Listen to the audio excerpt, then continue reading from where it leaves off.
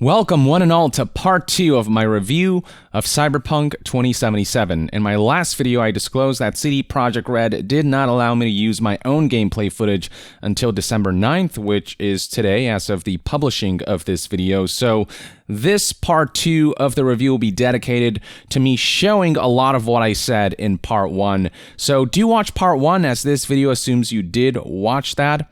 So with that out of the way, let's just get right into it. I've already talked about how much I love the game's campaign and side quests. And since part 1, I did get to play about an additional 10 hours of Cyberpunk, which brings my playtime to about 45 hours. I suspect, and I still don't know how long it takes to complete everything, but I suspect that beating the major side quests alongside the main quest, that'll bring me up to maybe like a 60-hour mark, 25 hours of which comprise the main quest. But I also do see myself returning to elements of the main campaign to unlock additional endings, influenced by side quests and the relationships you build. All of that weaves into some of the endings you can unlock, and that's going to add more playtime. And then the map is also littered with smaller gigs and side activities.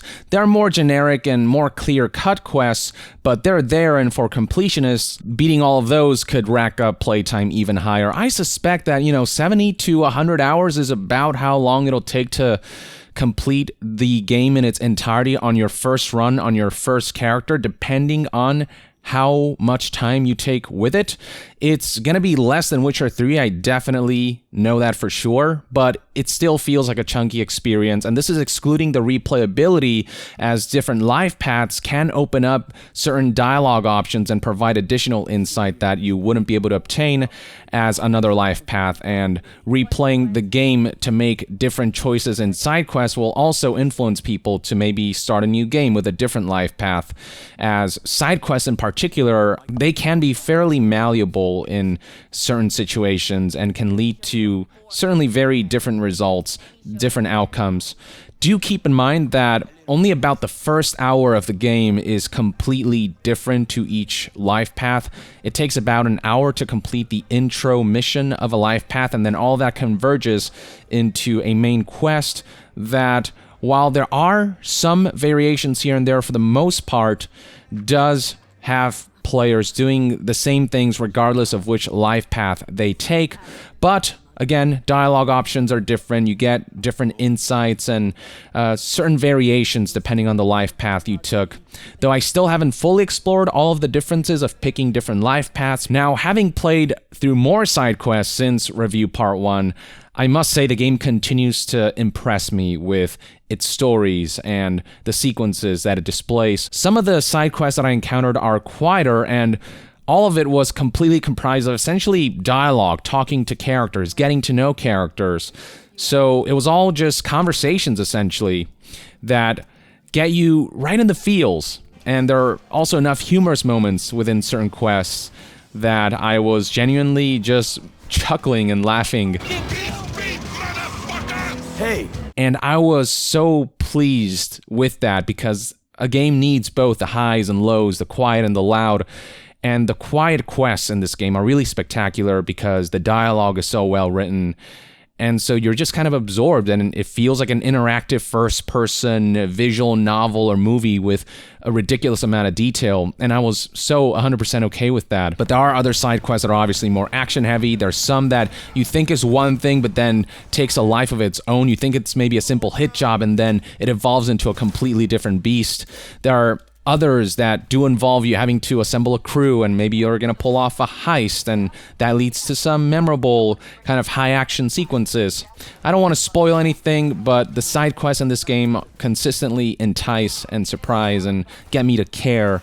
And the main quest on top of that, which I really love, just makes for an experience that I felt was so worthwhile from a narrative and from a set-piece standpoint. All in all, just main quests and side quests tend to be a wonderful blend of interesting scenarios and spectacular set pieces with a focus on characters. There's great writing and dialogue there that isn't afraid to let scenes breathe and let characters have their moments as well, whether it's, some silence as they contemplate and They just know how to add tension, they know how to build drama, and it's fantastic. There are, I feel, compelling philosophical questions and decision-making involved in the philosophical questions in particular. Not always all in your face, a lot of it can be underlying, but the quests are thought-provoking, and for me at least, it got me to think about all of these different questions about what is it to be human. And as I mentioned before, the dynamic between Johnny Silverhand and V is just fascinating. I especially love how Johnny Silverhand chimes in when you're about to make certain key decisions.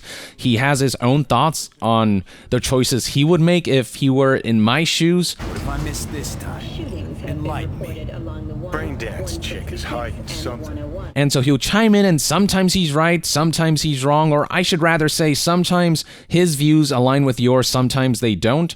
But just when you think you're about to make a decision and you know how things will play out, Johnny might say something that makes you rethink things or makes you doubt your decision. And there are times when he might entice you to make one decision that maybe you'll end up regretting down the line. So that, I think, adds an extra layer of intrigue to the player choices in this game and to the dynamic and relationship between V and Johnny Silverhand. And one last thing I want to add is that do keep in mind this brand of Cyberpunk isn't Blade Runner. It is much more edgy. That's kind of how the Cyberpunk tabletop is, and it is based off of that. So there's a lot of energy, a lot of color at times, and a lot of personality, and there's a lot of edginess to it.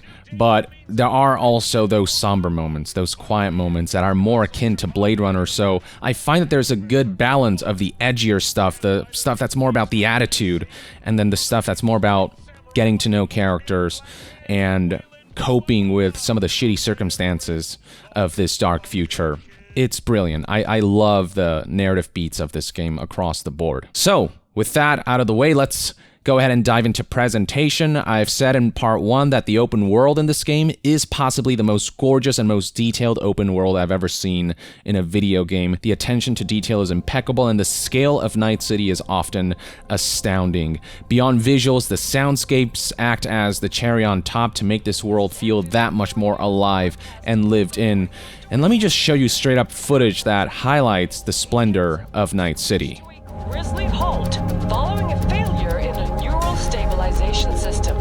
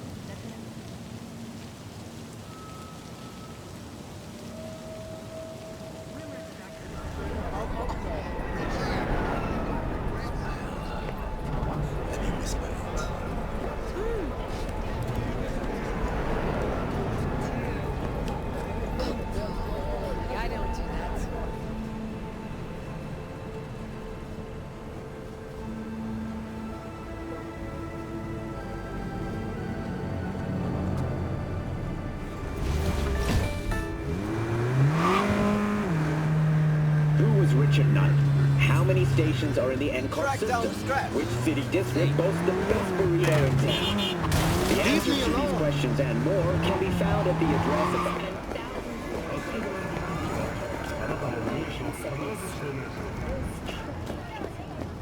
How you look is all that matters. With Angelique Cosmetics, you can be anyone and have anything.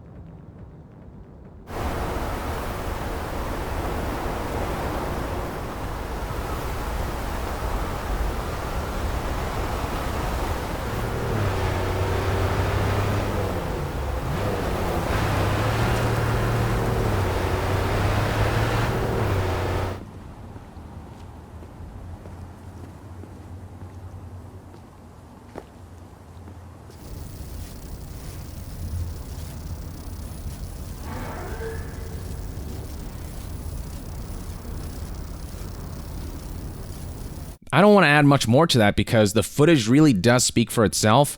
Now, I did see a decent amount of pop-in for object models, textures, shadows, etc. when you're, like driving, when you're going really fast, for example. That's when that stuff's most prominent, but not entirely unexpected. Pop-in is prominent in many open world games. Now, this segues nicely into performance, as most of the time the open world did run at over 60 frames per second performance with 1440p resolution on my computer with an RTX 3080 i7-8700K CPU, 32 gigabytes of RAM, and a Samsung 850 EVO internal SSD. A lot of the interiors also generally ran really well, unless there was maybe a lot of lighting and reflections involved. Then maybe frame rates could dip here and there, but generally the game ran at above 60 FPS for me, though keep in mind I did limit my frame rates to 60 FPS for performance consistency and for the purposes of video capture and whatnot.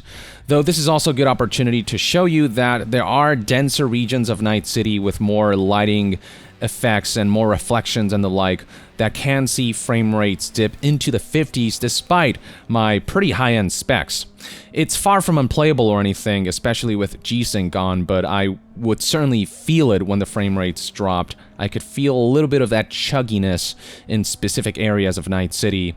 And I'm not the only one. I've actually seen reviews highlight how they have essentially better specs than I do. Like literally they had the latest and greatest in terms of hardware, and even they reported seeing dips here and there in denser areas of Night City, others having to turn ray tracing off. I, by the way, did play with ray tracing off because in those denser areas, frame rates would really dip, though there are other areas where with ray tracing on it would run at 60, but that inconsistency meant that it was just not worth it for me. And the game still looked gorgeous without ray tracing. But I'll remind you again, there's a Day 0 and a Day 1 patch coming for Cyberpunk that may improve stability and performance dramatically. Also, as I mentioned before, the PC review units of Cyberpunk came with Denuvo implemented, and this is just for the review units to prevent DRM-free versions of the game from leaking, and so that might be affecting performance, and that will be unlocked for me when the game launches. So maybe Denuvo being removed will dramatically improve my performance as well, as that software has been known to drastically affect performance. So we'll see. I hope that's the case. At the same time, though, this is a very CPU-intensive game, so it could very well be that just additional optimizations are required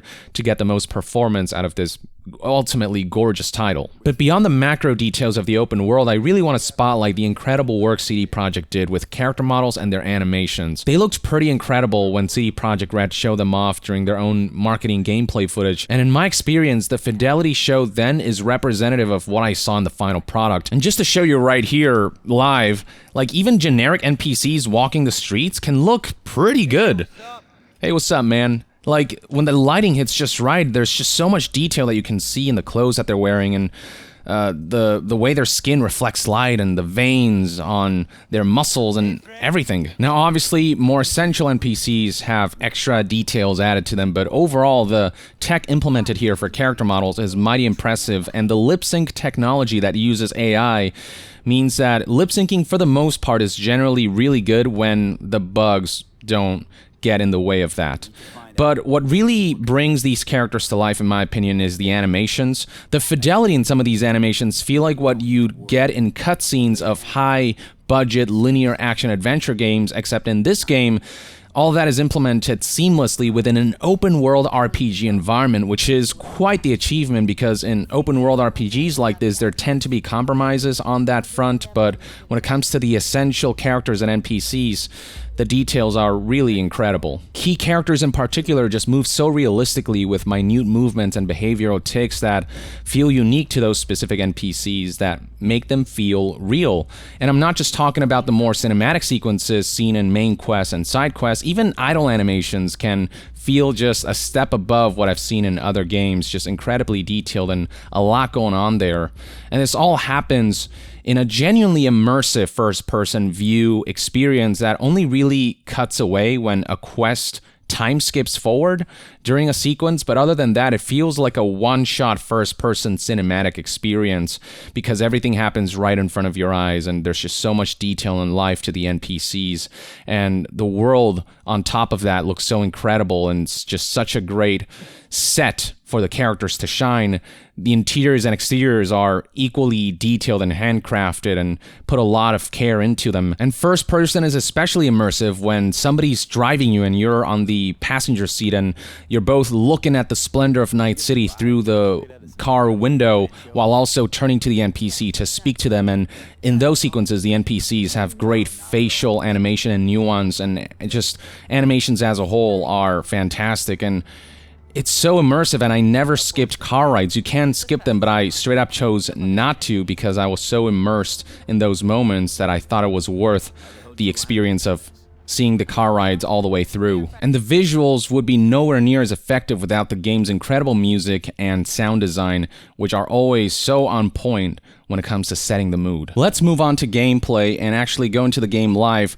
Just moving around feels nice. This is what it looks like to move. This is the default speed. You can sprint, you can vault over objects like so. You can also climb over obstacles. This right here, for example, I could, parkour my way up like that, and moving around the city is just very, very smooth. I can also summon my vehicle by pressing V on PC, and so there comes my car, and driving vehicles in this game feels really good as well. I was really satisfied with how that feels, both in first person, and I actually really like this perspective, but sometimes you want to be more aware of your surroundings, so you can go third person, and driving feels great. Obviously, certain vehicles feel different from others. Some vehicles will feel tankier than others and whatnot, but this vehicle right here is very nimble, and I appreciate the fact that vehicles do feel different based on what they're intended for, but driving was a joy. I had no issues with driving whatsoever. Unfortunately, there is no way to toggle walking, so this is running speed and this is sprinting speed.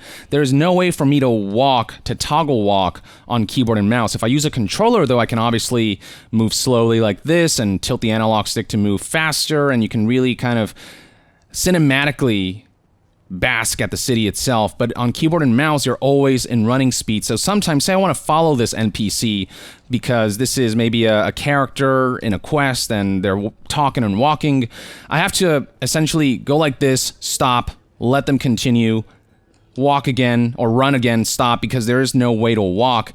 And so I'm just kind of always doing this, right? I'm always trying to keep up with them by walking and stopping or running and stopping, which is unfortunate. But a developer from CD Projekt Red tweeted at me saying, hey, that's a good point, actually. We're going to add that down the line. So I think after launch, hopefully shortly after launch, you're going to be able to toggle that on and off. But it would have been really nice because there are times when I just want to walk and take everything in slowly, breathe it in, and also just keep up with NPCs who are walking. That was one of the issues that I had with navigation, but other than that, everything feels pretty smooth, and I like how just seamless everything feels navigating the world. Beyond navigation, combat is a big component of this game, and as I said in part 1, gunplay felt really good to me, better than I thought given that this is an RPG first and a shooter second. Not the best of the first-person shooting mechanics, but really good, above average overall, just completely satisfactory. Guns felt impactful, and gunplay felt really smooth and just really good to use. And while in the early levels I didn't deal a ton of damage, so enemies could feel slightly bullet spongy, down the line as my character build, my stealth build, started to come together, once I started to weave hacking into my tactics, that issue quickly went away. Once I leveled up, unlocked the right perks, and focused on that stealth build, I could deal devastating headshot damage from the shadows, and I found it to be pretty satisfying overall. As far as hacking goes, there are what are called quick hacks that happen almost immediately. They're essentially your spells. You hold down a button to enter scan mode, and you can hover over objects or enemies and execute quick hacks that deal damage, that unlock doors, that hack cameras and whatnot. Some hacks do require you to play this minigame where you're matching characters in a matrix that switches between rows and columns. And it's pretty easy for the most part, but it does get tricky if you want to match multiple sequences at once to earn more rewards, or to execute multiple hacks if you can get all of those characters matched up. Hacking isn't essential or even the most intricate aspect of the game, but they are essentially spells that can prove to be very useful in certain situations, with one I favor being an ability that allows me to blind enemies' cybernetic optics, so that works really well with my stealth build. Hacking is both useful in combat and also for utility purposes, gain access to certain areas, look at security, camera footage for certain missions and whatnot. My least favorite aspect of combat is melee, as I said in part 1, because it feels very loose. When you strike an enemy, it doesn't feel super impactful. It is functional, it is usable, but doesn't feel anywhere near as good as gunplay, and so while you can do a full melee build, it's not a build that I would favor because gunplay just feels that much better.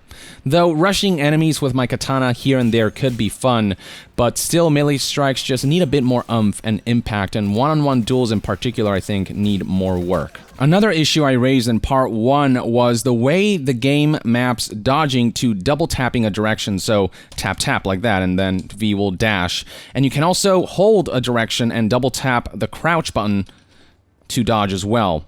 My problem is the inability to disable the double tap a direction to dodge, because with keyboard and mouse I'm always making fine adjustments by, double tapping a direction and whatnot. And so say I'm in stealth right here, I want to kill that guy right there, but I want to move closer, so I'm, tapping like this, tap, tap, tap, tap, and then sometimes I'll tap in one direction, maybe a little too fast, tap, tap, and then V will dodge instead of just moving slightly in the direction that I intended. And now I'm out of stealth, I'm exposed, enemies will see me, and so I have to scramble to get back into cover, and then when I'm making fine adjustments here, I could tap out again, or like that.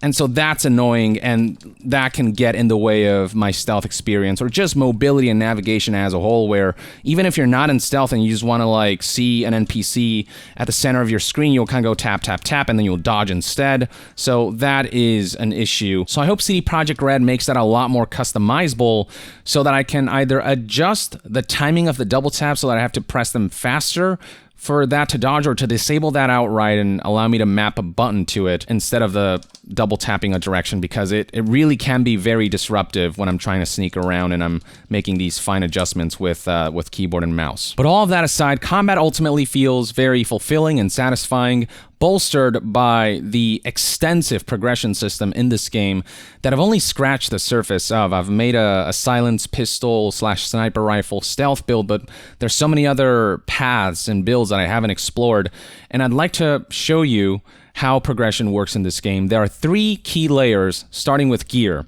Now this right here is my apartment. You can see how gorgeous this interior space looks with the awesome lighting effects, but going into this area, this is where I keep my stash, and you can open your stash here and look at all of the weapons that you have stored and also what's in your inventory.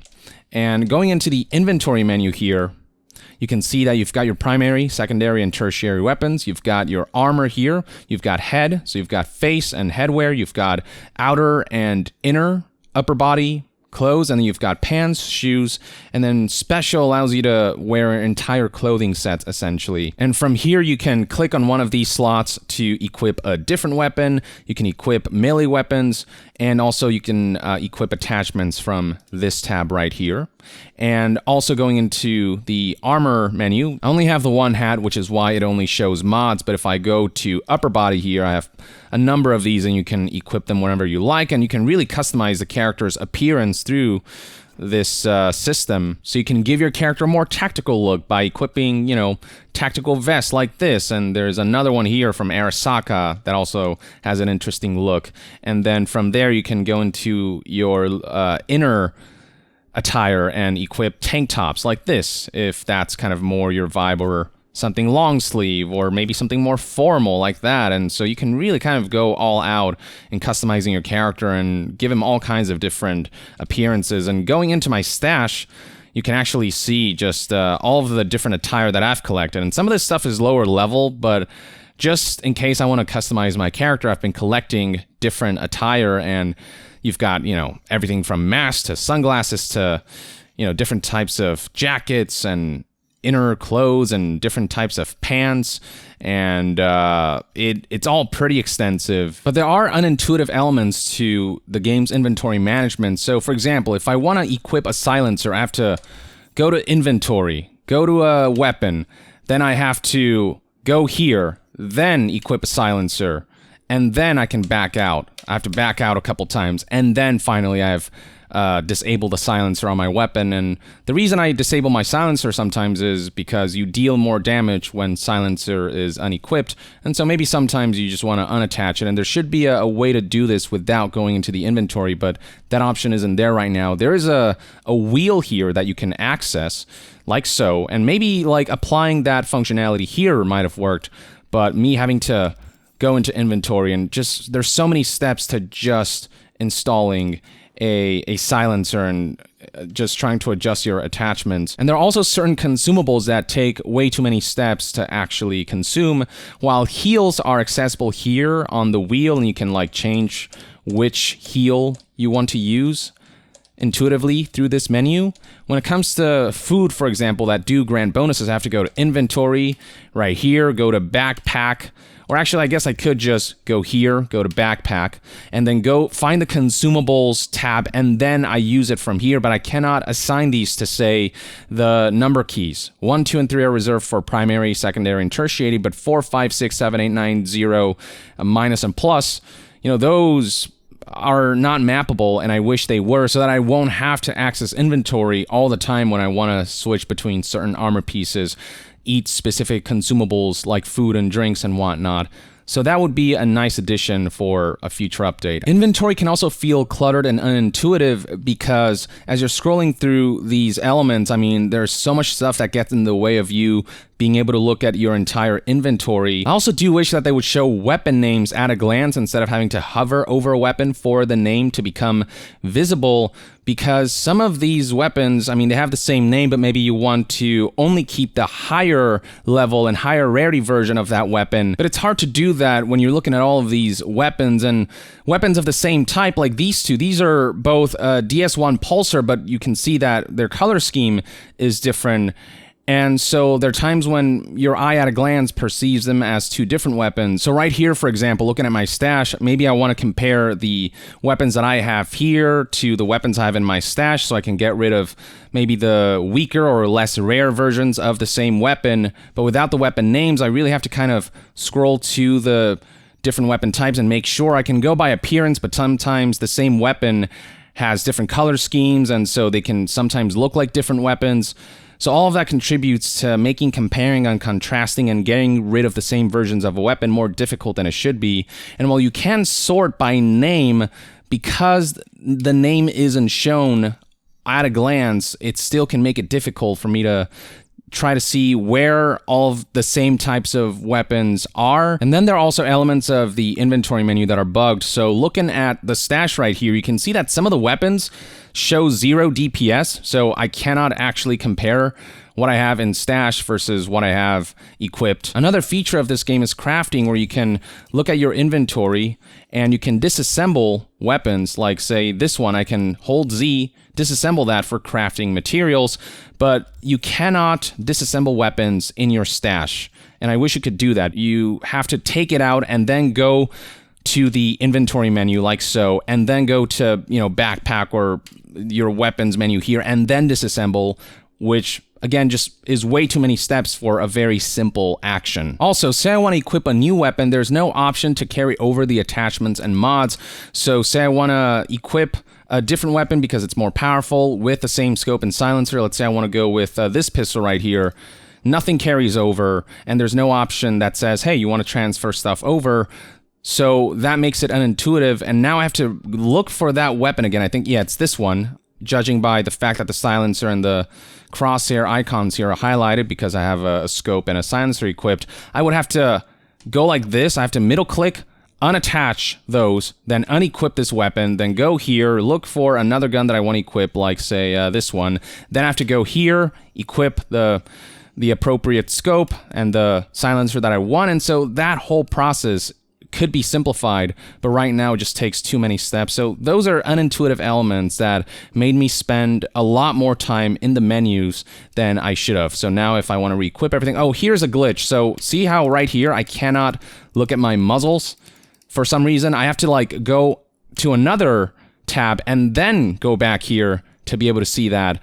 So this is something that happens frequently, and now I can equip the silencer, I can equip the scope, but for some reason when I'm unattaching and reattaching the silencer, there are elements that can bug out like that. Oh, and here's another bug. Right now, for some reason, when I try to compare this pistol to what I have in my inventory, instead of showing this gun, it shows another gun that I have equipped in another slot. Archangel is equipped in slot number 1, not slot number 2. I'm looking at slot number 2 right now. It doesn't compare to Overture, it's comparing to another weapon right now. And now I've gone ahead and reattached the scope and the silencer, and now for some reason there's just no comparison at all. When I hover over weapons, it doesn't compare to anything. So inventory menu already feels like it could be made more intuitive, but bugs like these kind of amplifies the issues that I have with navigating the inventory menu. But all that aside, gear is the first layer of your progression. So, you've got your DPS here from different weapons, different armor, stats, and all that. And then higher rarity gear have what are called mod slots that allow you to equip chips and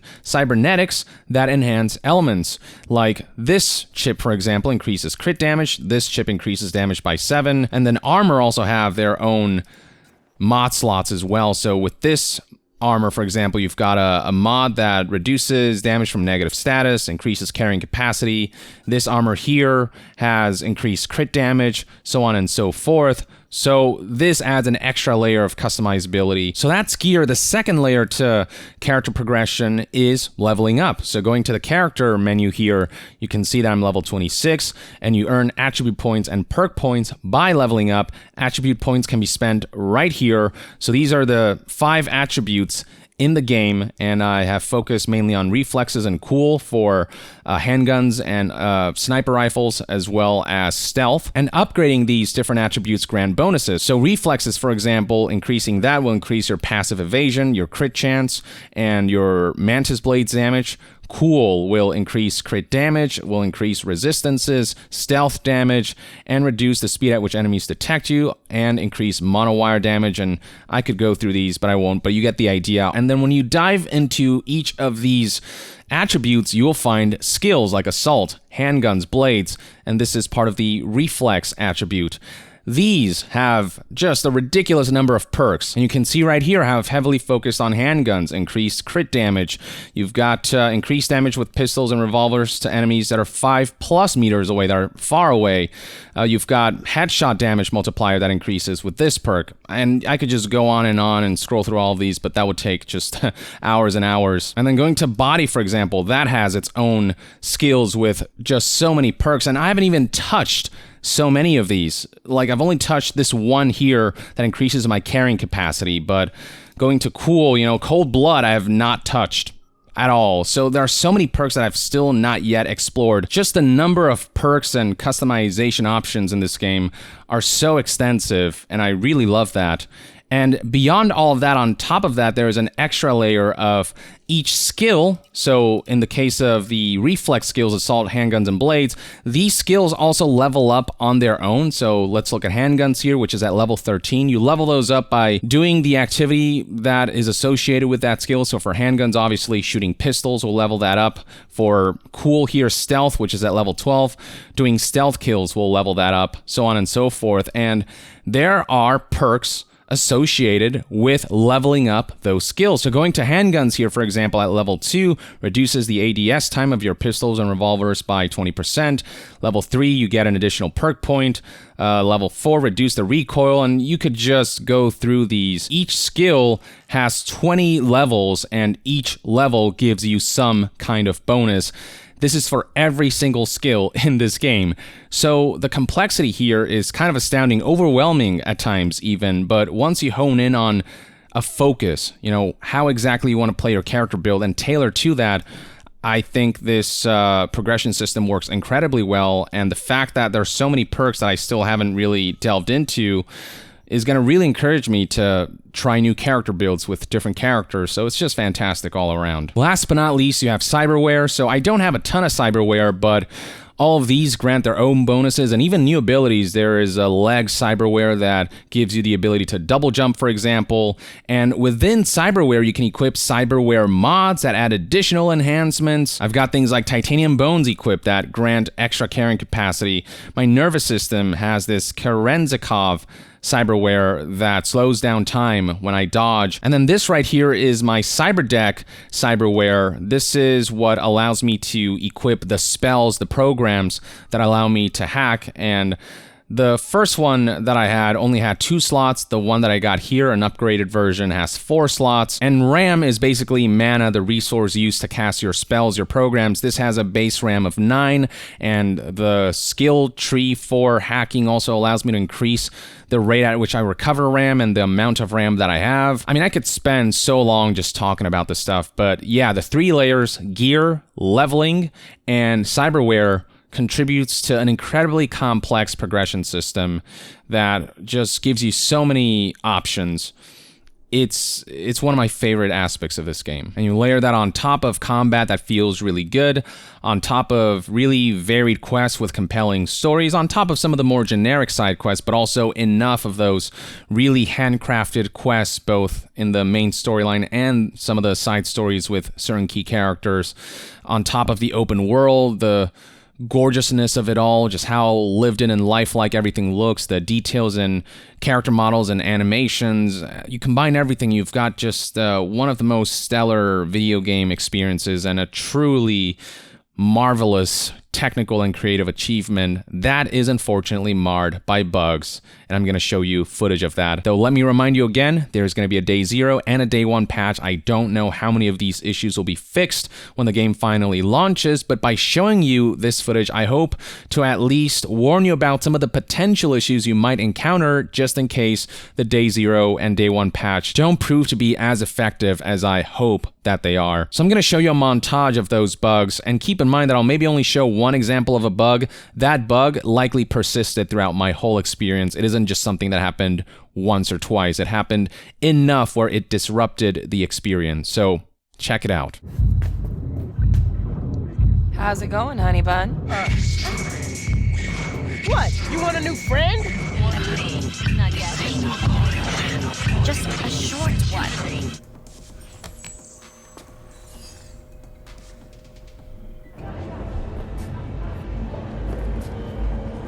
Hola! Top-notch work Miguel did. Your heart chakra looks a little out of whack, babe. I can release it for you, but you'd have to watch out for negative energy fields. Do my best to talk us up.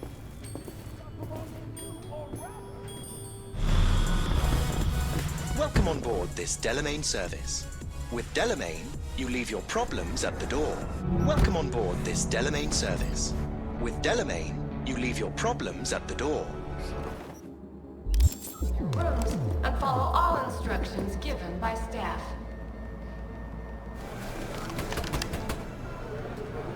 Maybe you should hang on to this, actually.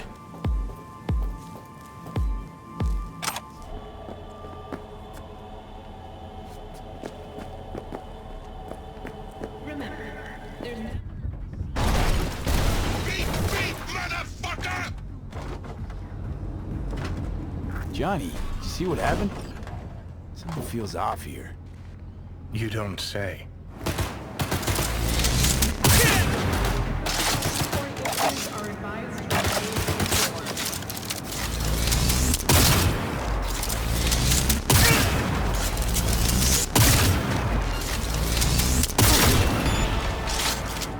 Blood. Fresh, not too much. Put it to a wound rather than a kill. I respect that. Of course you do. You'd have loved to have dropped the H-bomb on this place. No need to go so OTT. I've got other methods. Yeah, I have that bike. I know it. So there'll be no trace of the meeting.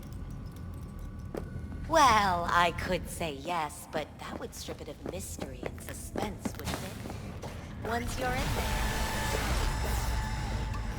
You're saying it's not dangerous, but there's some risk involved.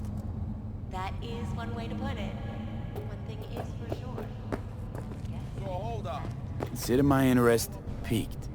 Mikoshi was the sole place on Earth where they did anything like that.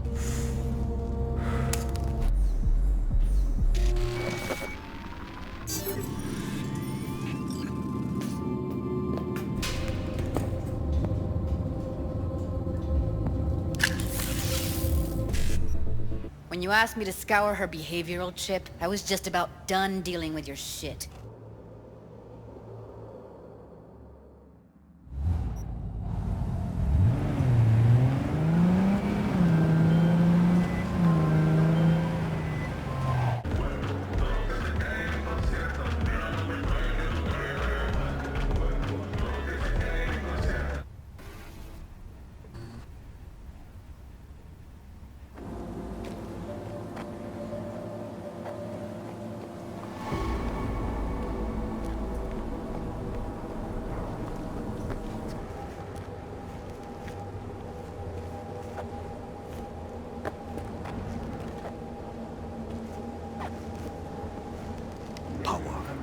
The floats are sure to be beautiful, but the wizened eye will see in them a hidden message to his foes.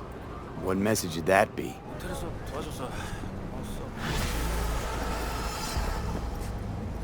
Welcome to reality. People want to believe it'll be the miracle pill for their grief. So that's not how it works.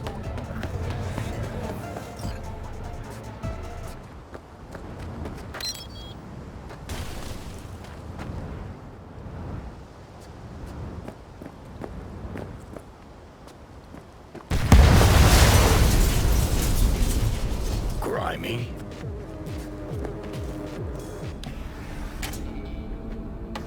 Here, finally. Here, finally. You blind?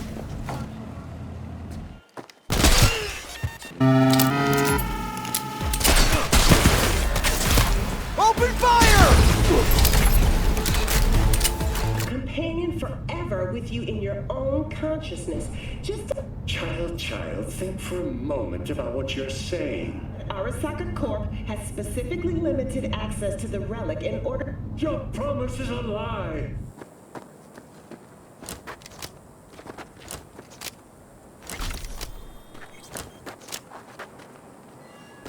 So what's the spec?